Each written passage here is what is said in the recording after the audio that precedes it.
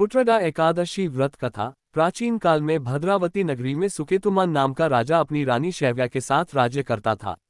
वह बड़ा धर्मात्मा राजा था और अपना अधिक समय जप तप और धर्माचरण में व्यतीत करता था। राजा के द्वारा किया गया तर्पण पितर देवता और ऋषि इसलिए नहीं लेते थे क्योंकि वह उन्हें उष्ण जान पड़ता था। इस सब का कारण राजा के पुत्र का न होना था। राजा हर समय इस बात से चिंतित रहता था कि पुत्र के बिना वह देव ऋण, पितृऋण और मनुष्य ऋण से मुक्ति कैसे प्राप्त कर सकता है। इसी चिंता से एक दिन राजा बड़ा उदास एवं निराश होकर घोड़े पर बैठकर अकेले ही जंगल में निकल गया। वहां भी पशु पक्षियों की आवाजों और शोर के कारण राजा के अशांत मन को शांति नहीं मिली। अंत में राजा ने कमल पुष्पों से भरे एक सरोवर को देखा। वहां ऋषि मुनि वेद मंत्रों का उच्चारण कर रहे थे। राजा ने सभी को प्रणाम किया तो विश्वदेव ऋषियों ने राजा की इच्छा पूछी। राजा ने उनसे पुत्र प्राप्ति का आशीर्वाद मांगा।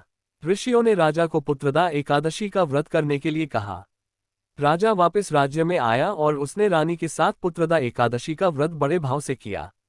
व्रत के प्रभाव से राजा को पुत्र रत्न की प्राप्ति हुई, जिससे सभी प्रसन्न हुए और स्वर्ग के पितर भी संतुष्ट हो गए। शास्त्रों के अनुसार पुत्र प्राप्ति की कामना से व्रत करने वाले को पुत्र की प्राप्ति अवश्य होती है।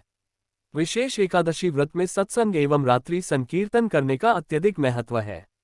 प्रत्येक आत्मा का पुत्र विवेक है तथा श्री रामचरितमानस में गोस्वामी तुलसीदास जी भी कहते हैं, बिनु सत्संग विवेक न होई।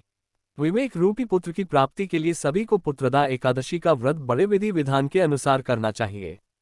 पारण समय 28 अगस्त 2023 को सुबह 05:57 से सुबह 08:31 तक।